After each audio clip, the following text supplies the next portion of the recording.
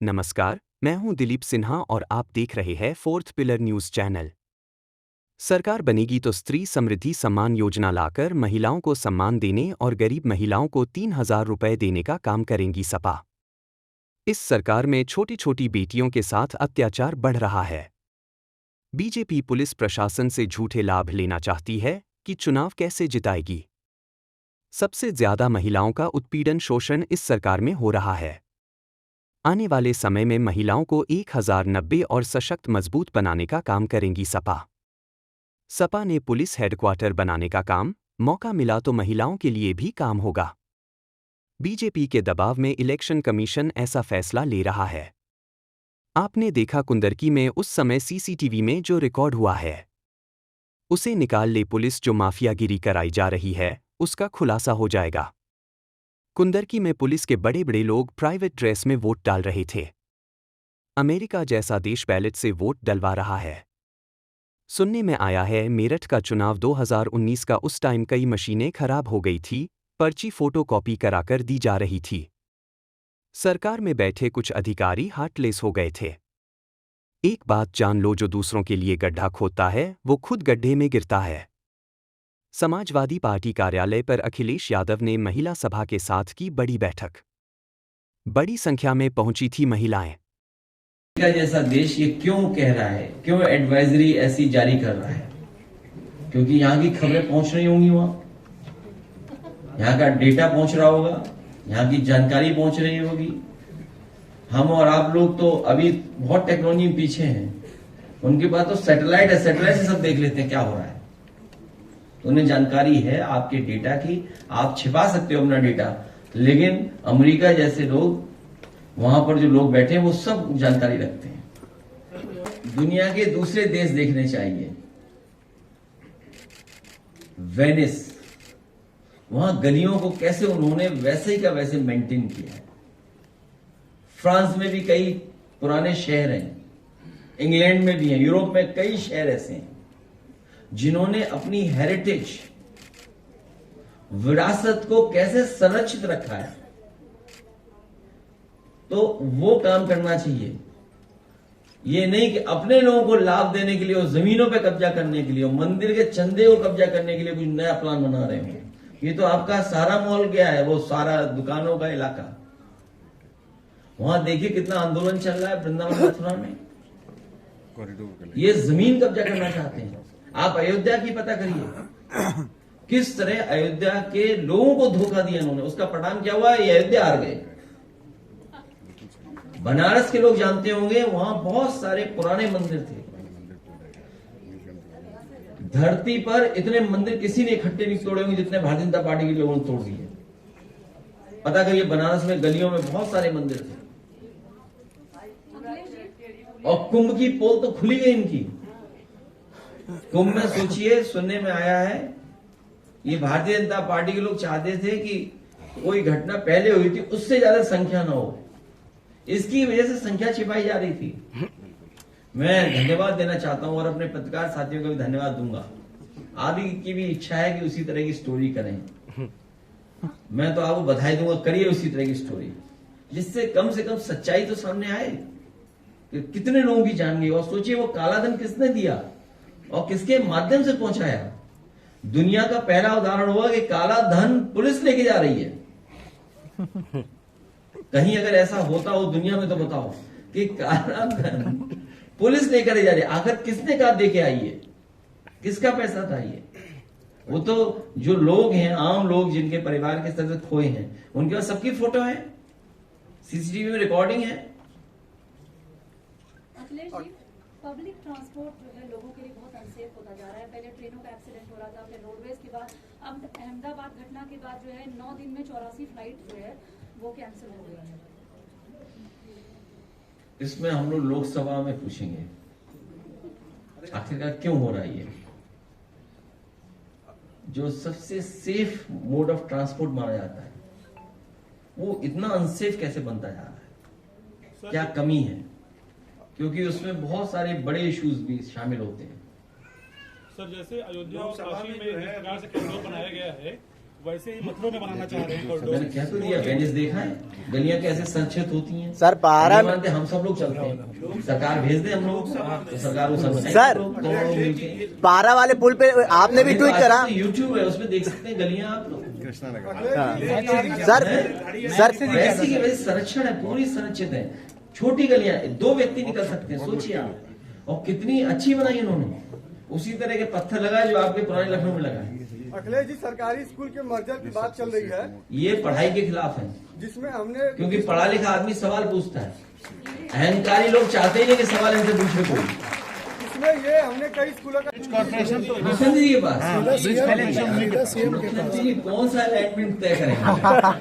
वो क्या कह रहे थे, अभी भाषण सुन रहा था मैं उनका, कि इन्हें अलाइनमेंट नहीं जानते हैं। अरे पखनपुरा तक समाजवादियों का बनाया हुआ है, वो गांव का नाम नहीं बता सकते। हमारे मुख्यमंत्री इतने पढ़े लिखे हैं कि वो कह रहे थे कि वो अलाइनमेंट नहीं बनाए और जमीन एक्वायर नहीं की थी। कौन समझाता है इन्हें, पता नहीं कौन समझा देता है इन्हें, किससे ट्यूशन ले रहे हैं, कौन अधिकारी है जो ट्यूशन दे रहा है इन्हें। मैं आपको बताना चाहता हूं इतने लोगों के सामने, और लाइव जाइए बात, जिससे ट्यूशन ले रहे हैं मुख्यमंत्री जी, उस टीचर को तुरंत हटा दें। उसी का तो पैसा क्या है? क्योंकि कोई भी सरकार तब तक टेंडर नहीं कर सकती जब तक 50% से ज्यादा जमीन की सहमति या मुआवजा न बढ़ जाए। तो जब सहमति पे दस्तखत हो गए, मुआवजा बढ़ गया, तब मैं टेंडर कर पाया, और टेंडर दिया था सबसे प्रतिष्ठित देश की कंपनियों को। इन्होंने मानकों को गिरा करके, सड़क को खराब कर करके, अपने लोगों को ऑब्लाइज करने के लिए, आप पता कर लो किन ठेकेदारों को काम मिला है, अपने लोगों को ऑब्लाइज करने के लिए किया। हम तो उस दिन का इंतजार कर रहे हैं जब हमारे मुख्यमंत्री जी सलीमपुर में भाषण देकर के आए, देवरिया में, कि नई रोड बन रही है शामली से लेकर के सिलचर तक, एक्सप्रेसवे। हम इंतजार करेंगे कि हमारे मुख्यमंत्री जी उस एक्सप्रेसवे का कब शिलान्यास करेंगे, क्योंकि हमारे मुख्यमंत्री तो प्रधानमंत्री से आगे हैं। क्योंकि उत्तर प्रदेश में तो मुख्यमंत्री बना सकते हैं, अन्य प्रदेश में हमारे योगी मुख्यमंत्री कैसे बना सकते हैं, बताओ। कोई उत्तर प्रदेश का मुख्यमंत्री बिहार में सड़क बना सकता है क्या? कोई उत्तर प्रदेश का मुख्यमंत्री आपके बंगाल में कैसे बना लेगा सड़क? हाँ सर, थोड़ी बारिश पहले तो इस लखनऊ की तहजीब है, पहले आप। और इस बार जो तहजीब देखी, पहले मैं वाली, पीएम वाली मन।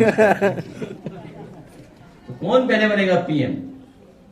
सर, थोड़ी सी बारिश ने पहले मैं, चाणक्य मित्र कह रहे हैं वो वाली चल रही है तहजीब उनकी है, जी, उसी का झगड़ा सब है। थोड़ी बारिश ने पोल खोल दिया, पूरे घरों में पानी चला गया। बलिया तो में एक दिन पुलिस बारिश कस्टडी में डॉक्टर वेंकटेश मौर्य की मौत हुई है। परिवार का आरोप है कि अभी एक दिन पहले की बात है, उसमें ये परिवार का आरोप है कि भ्रष्टाचार का आरोप लगाकर इनको उठा लिया गया और सदिसर इनको मार दिया गया है। हर इंस्टीट्यूशन में, चाहे वो पुलिस विभाग हो, और बनारस में सुनने में आया है गरीबों को इलाज नहीं मिल पा रहा बीएचयू में, वहां डॉक्टर एफआईआर खेल रहे हैं। एक डॉक्टर दूसरे पे एफआईआर, दूसरा डॉक्टर दूसरे पे एफआईआर चला रहा है। आप पता करवाइए, सब इंस्टीट्यूशन इन्होंने बर्बाद कर दिए। इंस्टीट्यूशन से हमें न्याय दिलाने के लिए, इंस्टीट्यूशन हमारी हैं जहां पर हमें सुविधा मिल जाए, चाहे वो पुलिस विभाग हो, चाहे स्वास्थ्य विभाग हो, ये इंस्टीट्यूशंस को बर्बाद कर दिए हैं। किसी गरीब को न्याय नहीं मिल सकता है, चाहे वो थाना हो, चाहे तहसील हो। इन इंस्टीट्यूशंस को करप्ट बना दिया, और जैसा मैंने कहा कि 2500 लोगों ने खेलम खेला करते रहे पूरे उत्तर प्रदेश का 9 साल से। कुंदरकी में सुनने में आया है, कुंदरकी विधानसभा का विशेष, और मैं तो आपसे कहूंगा पत्रकार साथियों से, मेरी बात न माने आप उस समय सीसीटीवी पे जो रिकॉर्डेड है, जिन्होंने बोर्ड डाला है, वो आप निकलवा लीजिए। आपको सब पुलिस वाले निकल के आएंगे अंदर। क्या कह रहे हैं? प्राइवेसी भंग हो रही है। ये प्राइवेसी नहीं, ये जो पुलिस से माफियागिरी कराई जा रही है वोट लूटने की, उसका खुलासा हो जाएगा। आप कुदरती का हम चलो स्वागत करते हैं इलेक्शन कमीशन का। हम तो इलेक्शन कमीशन से कहेंगे कि कुदरती का जो सीसीटीवी में कैमरे में जो कैद है वोटर्स, और अगर वोटर्स से एफिडेविट भी चाहते हैं तो हम वोटर्स से भी रिक्वेस्ट करेंगे, एफिडेविट ले लेंगे कि हमारी इससे कोई प्राइवेसी भंग नहीं होगी, हमारा ओपन दिखाया जाए चैनलों पर कि वोट किसने डाला है। जब आप वोट डालते हुए वो वीडियोस देखोगे तो आपको नजर आएंगे पुलिस के बड़े बड़े लोग जो प्राइवेट ड्रेस में वोट डाला है अंदर जाकर के। सोचिए आप, अगर ये बात गलत हो तो बता दीजिए। इसका बीच का कोई रास्ता सपा निकालेगी कि इस तरीके क्या बीच का रास्ता है? कोई बीच का रास्ता नहीं है। इलेक्शन कमीशन, क्योंकि दुनिया में वोट पड़ रहा है। अभी देखिए अमेरिका कितना ताकतवर है, हमारी फॉरेन पॉलिसी कितनी कंफ्यूज है। हालांकि हमें टिप्पणी नहीं करनी चाहिए, लेकिन याद रखिए दुनिया देखती है कि आप किसके साथ खड़े हैं बुरे वक्त पर।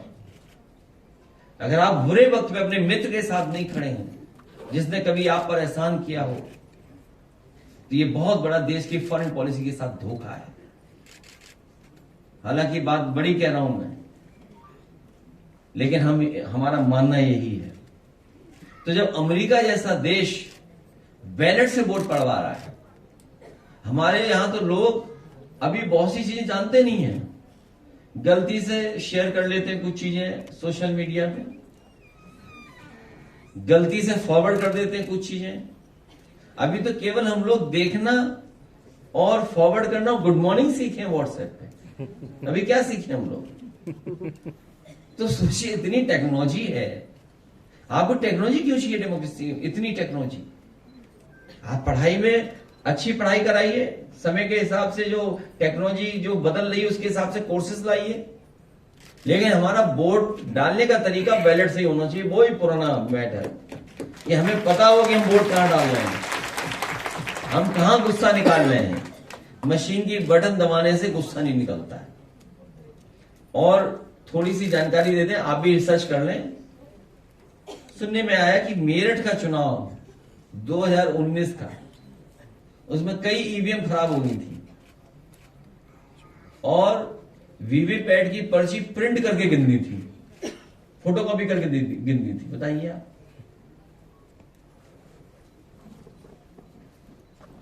सर, उत्तर प्रदेश में अभी महिलाओं पर इतना अत्याचार बढ़ रहा है। अभी भारतीय जनता पार्टी के नेता आज भी मंचों पर चढ़ के कहते हैं कि जहां देखे सफाई वहां मीडिया घबराई। तो आपने सीसीटीवी नहीं देखा? अगर ये बात, इनका भी सवाल जाए जो मैं जवाब दे रहा हूं, मैं अकेला जाएगा। हमारे पत्रकार साथी ने जो सवाल पूछा है, ये सवाल भी जाए।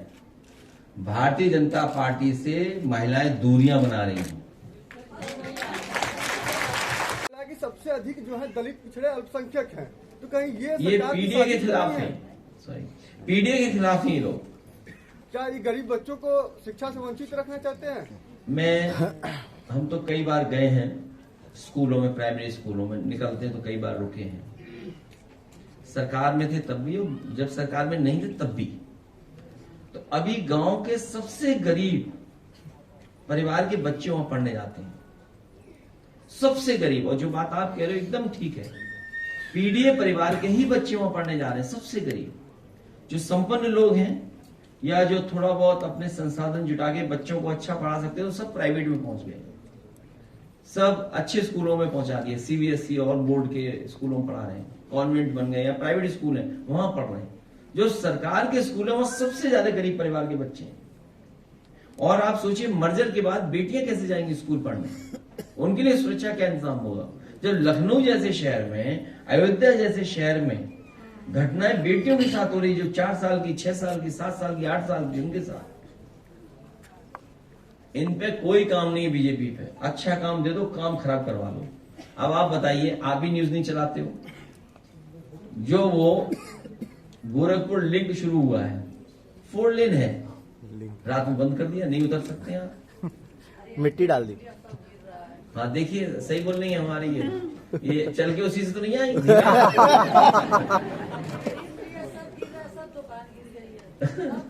अरे अखिलेश जी, ये लोकसभा में जो है 1400 करोड़ रुपए करीब खर्चा किए, 1400-1450 करोड़ रुपए खर्चा किए अपने चुनाव में बीजेपी ने, और उसके बाद लगभग ये 2000 करोड़ रुपए खर्चा किए। इन्होंने अपनी वेबसाइट पे डाला 1450 करोड़। ये जो है जिस तरीके से पैसे का इन्होंने हेर फेर और जिस तरीके से पैसे को पूरी तरीके से लुटाया है प्रचार और प्रसार में, ये क्या बेरोजगार और इन सब का पैसा नहीं था? ये गलत आंकड़ा है आपके पास, ये आंकड़ा गलत है। इस आंकड़े को मैं स्वीकार नहीं कर सकता। इससे कई गुना ज्यादा भारतीय जनता पार्टी ने खर्च किया है पैसा, कई गुना ज्यादा। जो आप आंकड़ा बता रहे हो, इससे कई गुना ज्यादा भारतीय जनता पार्टी ने चुनाव जीतने के लिए पैसा खर्च किया है। और पैसा और संसाधन भारतीय जनता पार्टी इसीलिए इकट्ठा कर रही है जिससे विपक्षियों का मुकाबला कर सकें, मतलब विपक्षियों को दबा सकें। उत्तर प्रदेश की राजनीति में इतना पैसे का इस्तेमाल कभी नहीं हुआ जितना भारतीय जनता पार्टी कर रही है। अखिलेश जी, बिजली की कटौती लगातार जारी है, मंत्री कहते हैं बिजली का लोड बढ़ाया जा रहा है, तो क्या जा रहा है सर? आखिर क्यों बिजली कटौती गर्मी के समय ज्यादा होती है? वो सब पता है आपको। सुनने में आया है स्टेटमेंट, आप ठीक करेक्ट कर देना। मंत्री जी ने कुछ कहा कि बिजली का इसलिए हो रहा है, इसको प्राइवेट होना ही जरूरी है। वो एग्जैक्ट वर्ड मेरे दिमाग में नहीं आ रहा है। व्यवस्थाएं ठीक नहीं चल रही हैं, अधिकारी अपनी कार्यशैली को हाँ। सुधार नहीं रहे हैं। हाँ, ठीक बात है। वो कह रहे हैं कि जनहित में प्राइवेटाइज करना पड़ेगा। ये जनहित में नहीं प्राइवेटाइज हो रहा है, उन्हें मंत्री ही इसलिए बनाया गया था कि प्राइवेट होना है। कर्मचारी अड़े हुए हैं, लेकिन ऐसा कैसे होने देंगे? आज के लिए वहाँ पंचायत भी हो रही है आशियाना में, क्या क्या फायदे इससे, प्राइवेटीकरण से क्या क्या फायदे हैं, उसके लिए वहाँ पंचायत। देखिए, हमें उम्मीद है कि कर्मचारी इसको रोक लेंगे। बीजेपी ने कोई बिजली नहीं बनाई अभी तक, केवल बेच रही है प्लांट, या पूरा उत्तर प्रदेश की व्यवस्था को बेच रहे हैं। वो मंत्री ही इसलिए बने थे बिजली बेचने के लिए।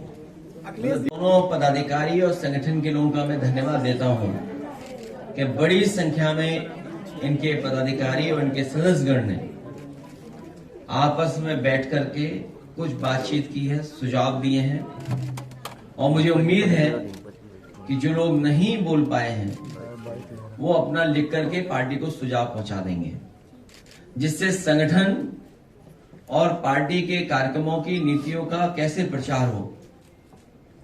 इधर देखने को मिला है कि सबसे ज्यादा असुरक्षित माहौल महिलाओं बेटियों के लिए भारतीय जनता पार्टी की सरकार में बन गया है। आए दिन अखबारों में देखने और सुनने को मिलता है कि छोटी छोटी बेटियों के साथ, बहनों के साथ, महिलाओं के साथ अन्याय होता जा रहा है। और सरकार जो कहती थी जीरो टॉलरेंस की पॉलिसी है उनकी, लॉ एंड ऑर्डर की जीरो टॉलरेंस की पॉलिसी उनकी जीरो हो गई है। और सही तरीके से काम न करने की वजह से जब सरकार भारतीय जनता पार्टी की पुलिस से पॉलिटिकल काम कराएगी, लोगों पर झूठा मुकदमा लगाएगी, पॉलिटिकल लोगों को दबाने का काम करेगी, पॉलिटिकल लोगों पर, विपक्षी दलों के नेताओं पर झूठे मुकदमे लगाएंगे, और पुलिस जब चुनाव जिताने का काम करेंगे, उनसे पॉलिटिकल काम कराएंगे, तो उनसे लॉ एंड ऑर्डर की उम्मीद नहीं कर सकते। क्योंकि भारतीय जनता पार्टी पूरे पुलिस प्रशासन से पॉलिटिकल लाभ लेना चाहती है, न्याय दिला करके नहीं। उनसे पॉलिटिकल गेन कैसे हुआ, झूठे मुकदमे कैसे लगेंगे, चुनाव कैसे पुलिस जिताएगी, तो फिर पुलिस पुलिसिंग नहीं करेगी, वो अपना इंतजाम भी करेगी। और उसी का परिणाम यह है कि उत्तर प्रदेश के जो सरकार के आंकड़े हैं, जबकि आंकड़े छिपाए हैं, उसके बाद भी सबसे ज्यादा महिलाओं के ऊपर उत्पीड़न, अन्याय और उनका शोषण अगर किसी सरकार में सबसे ज्यादा हो रहा है तो वो भारतीय जनता पार्टी से, इनकी सरकार में। और इधर देखने को भी मिला है कि भारतीय जनता पार्टी से महिलाओं ने दूरियां भी करनी, जो समाजवादी सरकार में अच्छी योजनाएं चल रही थी, उन योजनाओं को तोड़ मरोड़ के अपने पॉलिटिकल लाभ के लिए दूसरे तरह से योजनाएं चला रहे हैं। इसलिए आज महिला संगठन में हम सब मिलकर के फैसला लेते हैं कि आने वाले समय में समाजवादी सरकार बनेगी, स्त्री सम्मान समृद्धि योजना लागू कर करके अपने स्त्रियां, महिलाएं और संगठन से जोड़ करके तमाम उत्तर प्रदेश की गरीब महिलाओं की मदद करने का काम समाजवादी सरकार में होगा। जो योजना कभी समाजवादी पेंशन की शुरू हुई थी, उसी योजना को दूसरे स्टेट में बीजेपी ने लागू करके या अन्य दलों ने लागू कर करके सरकार बना ली। अब उन योजनाओं में कटौती हो रही है, लेकिन वहीं उत्तर प्रदेश में समाजवादी सरकार बनने पर जहां समाजवादी लोगों ने 500 रुपए समाजवादी पेंशन के माध्यम से गरीब महिलाओं को देने का काम शुरू किया था, आने वाले समय में 3000 रुपए देने का काम भी समाजवादी सरकार में होगा गरीब महिलाओं को। विद्याधन इन्होंने बंद कर दिया। सबसे ज्यादा बेटियों को लैपटॉप मिलता था, अब ये लोग रद्दी टैबलेट दे रहे हैं।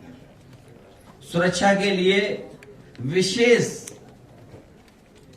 रमाकांत यादव पर आजमगढ़ में, उसके बाद कुंडा से राजा भैया के सामने चुनाव लड़ने वाले गुलशन यादव की पत्नी की भी 1 करोड़ 10 लाख की संपत्ति शारदा नगर की कुर्क हुई है। इस पूरी कार्रवाई को कैसे देखते हैं?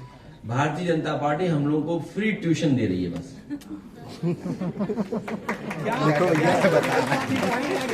भारतीय जनता पार्टी हम लोगों को फ्री ट्यूशन दे रही है। गहरी बात कर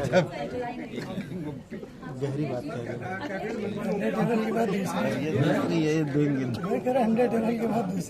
ये जगह बोल इसको कौन कह रही है? अरे ये कौन? ये मुनव्वर राना का डायलॉग था। छोड़ो। वैसे एक चीज मैं अपने पत्रकार साथी से कहना चाहता हूँ, मैं आपसे निवेदन करना चाहता हूँ, उनकी विभाग की समीक्षा कर दो आप, और ना आपको भी श्लोक सुनने को मिल जाए तो कहना मुझसे, या भजन सुना देंगे वो कोई। दिल्ली सहारनपुर ट्रेन में एक दीपक यादव नाम के लड़के को पीट के 20-25 लोगों ने आज फिर मार डाला। क्यों? पहले सीट का झगड़ा हो रहा है, दिल्ली पैसेंजर। कहीं सुरक्षा नहीं है, कहीं कोई सुरक्षा नहीं, कहीं कोई इंतजाम नहीं करा सरकार ने, ऐसे छोड़ दिया सबको। कहीं कोई सुरक्षा, कहीं व्यवस्था का इंतजाम नहीं। और जब आप और हम सब लोग उनकी बातों को सुनते हैं, विकसित भारत बनेगा, दुनिया में हमारी अर्थव्यवस्था तीसरे नंबर पर पहुंच गई है, तो किसका मतलब क्या हम समझे? कुछ लोगों के पास होने से पैसा, कोई हमारा विकसित भारत नहीं बनने जा रहा है। जब तक आप वर्ल्ड क्लास इंफ्रास्ट्रक्चर नहीं दोगे, जब तक आप वर्ल्ड क्लास स्वास्थ्य सेवाएं नहीं दोगे, आप बताइए आईसीयू में लोग हाथ का योगा कर रहे हैं, पंखा चला रहे हैं, मरीज और वो सब ये चल रहा है। सोचिए, और बिजली नहीं, डायलिसिस से मर गया, डायलिसिस रुक गया। हाँ, मर गया बेचारा, गरीब व्यक्ति मर गया, डायलिसिस मशीन रुक गई। और सरकार ने अंदर ही अंदर ये कहा है कि मेडिकल कॉलेज में कोई बच्चा फेल नहीं हो। अगर फेल हो गया तो बच्चे आवाज उठाएंगे कि यहाँ कोई इंफ्रास्ट्रक्चर ही नहीं है। आप बताइए, मेट्रो, पब्लिक ट्रांसपोर्ट, हर शहर जाम में फंसा हुआ है। हमारे आपके आम लोगों का जीवन कितना जाम में चलाता समय सोचिए। आप घर से निकले, कहीं जाना चाहो, पहुंच ही नहीं सकते। दुनिया में ऐसे देश भी हैं, जब उनसे पूछो कि वहां से वहां जाना है तो वो मिनट बताते थे कि 3 मिनट में पहुंचोगे, अब 4 मिनट में पहुंचोगे। यहाँ किलोमीटर बताते हैं, कब पहुंचोगे समय नहीं पता। यहाँ पर समय बताया जाता है कि इतने मिनट में आप पहुंच जाओगे, अपने यहाँ किलोमीटर बताते हैं। अरे बोलने दो यार। तो सोचिए आप, जब आप विकसित भारत की बात कर रहे हैं तो आपका इंफ्रास्ट्रक्चर क्या है? ये तो समाजवादियों ने सिखा दिया एक्सप्रेस वे बनाना, उसका भी सत्यानाश कर रहे बीजेपी के लोग। जो एक्सप्रेसवे बनाना सिखाया उसका सब सत्यानाश कर दिया, दोबारा बनाना पड़ेगा उसको। सर कृष्णा नगर में एक पुल बन रहा था राज सेतु निगम की तरफ से, और बीच में बिल्डिंग खड़ी मिली, उनको मैपिंग सही से नहीं हुई, लैंड एक्वायर करे बिना पुल का निर्माण। मैपिंग नहीं, ये बीजेपी के लोग खेला कर रहे हैं उसमें, वो आप नहीं समझ पा रहे हो। मुझे याद है जब ये आपका घंटाघर के पास कोई रस्तोगी थे, उद्योगपति व्यापारी, हो सकता है नाम गलत बोल रहा हूं, लेकिन रस्तोगी थे, मुझे ये पता है। तो जब सब स्टेशन शिफ्ट होना था, हमारे बुक्कल नवाब से कोई शर्त लग गई थी। तो बुक्कल नवाब साहब से कहा, मैंने कहा सुनिए ये हट जाएगा 6 महीने के अंदर। बुक्कल नवाब साहब का नहीं हटेगा, और आप यकीन मानिए, और जो लोग आसपास रहते होंगे उसके, बताओ कितनी जल्दी सब स्टेशन हटा दिया। उसमें 30 करोड़ से ज्यादा हमें व्हाइट मनी देना पड़ता मुआवजा। जो व्यक्ति गया है कोर्ट, अगर सरकार उससे बातचीत कर ले, मुआवजा दे दे, अभी बिल्डिंग हटा लेगा वो। और फिर अलाइनमेंट किसका गड़बड़ है, विभाग किसके पास ही है, कौन का शर्मा जी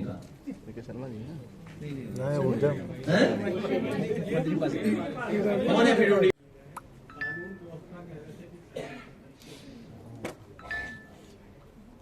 2500 पुलिस पूरे उत्तर प्रदेश को पिछले लगभग 9 साल से खेलम खेला कर रही है। 2500 आप पता कर लो, 2500 है केवल। 2500 9 साल से वही खेलम खेला हो रहा है।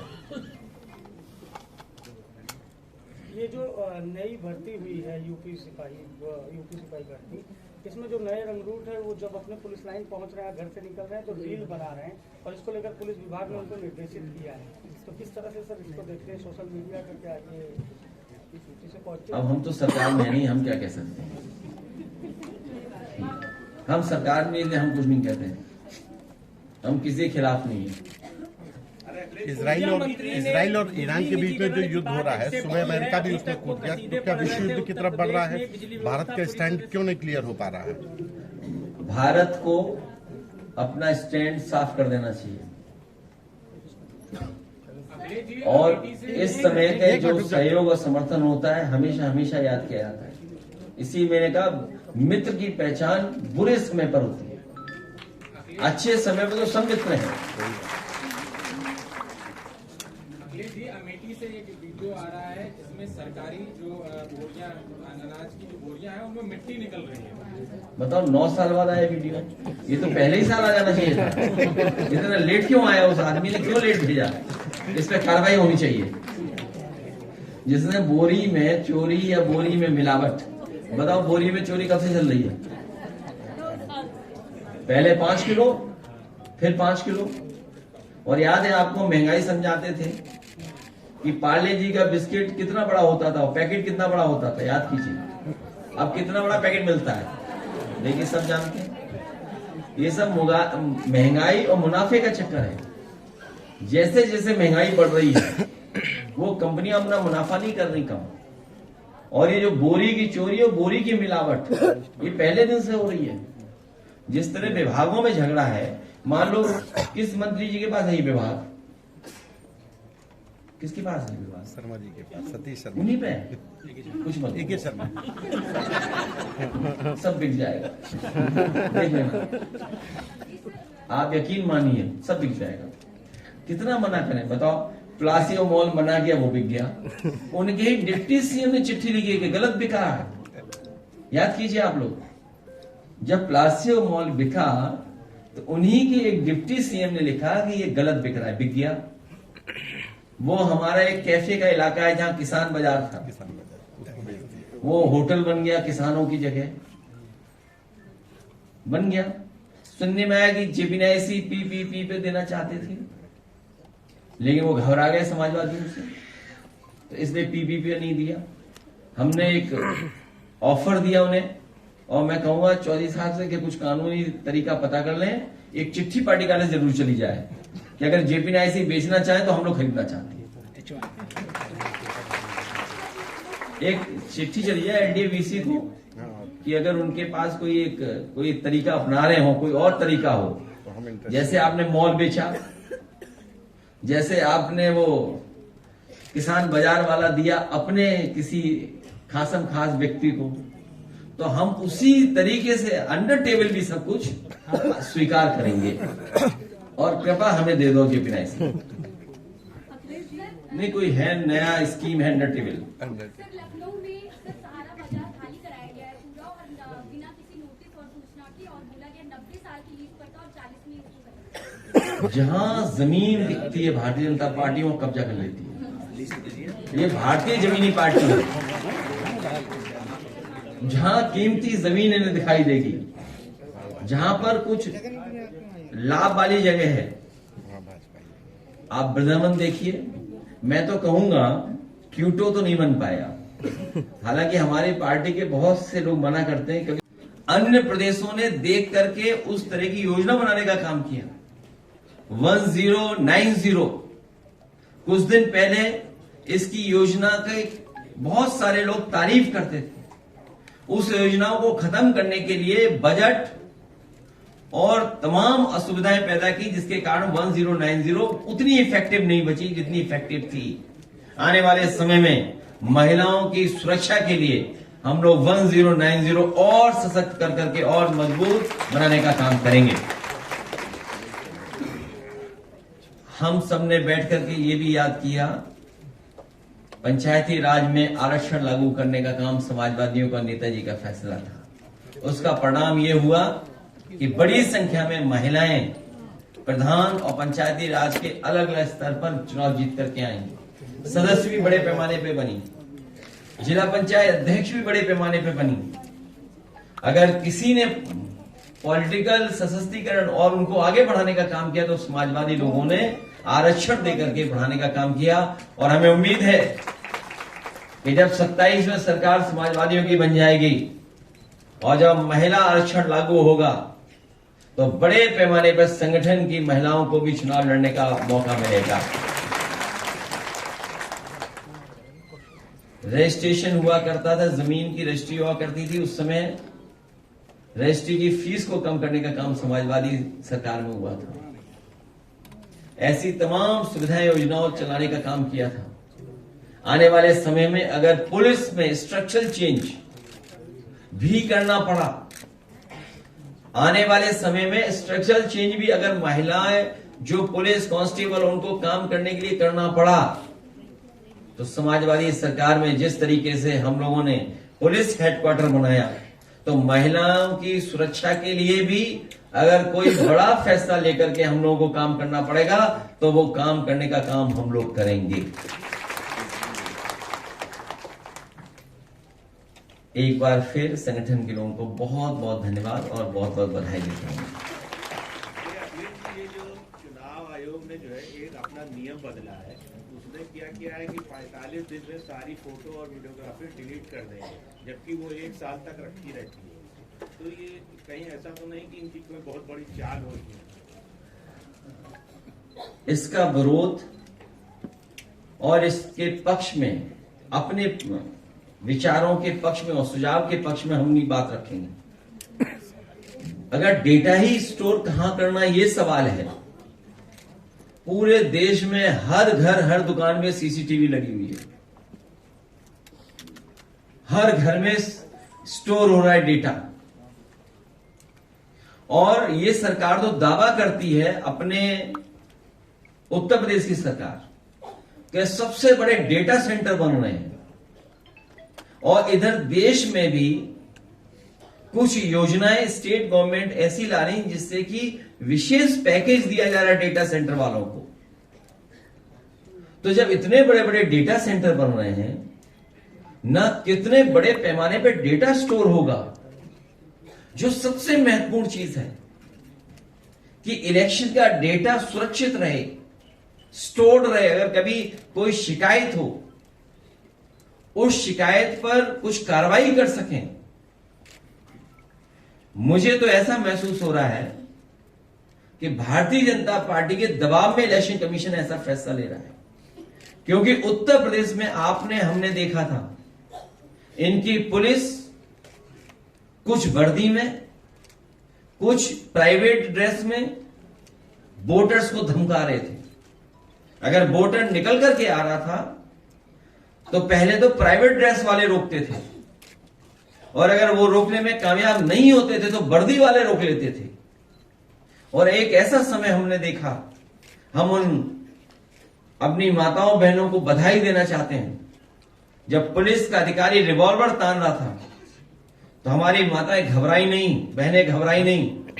उन्होंने कहा कि कुछ भी करेंगे, हम वोट डाल करके आएंगे। ऐसी बहादुर महिलाओं को आज महिला सभा के इस कार्यक्रम में मैं कहना चाहता हूं, भविष्य में उनका सम्मान करने का काम हम लोग करेंगे, पार्टी कार्यालय में बुला करके।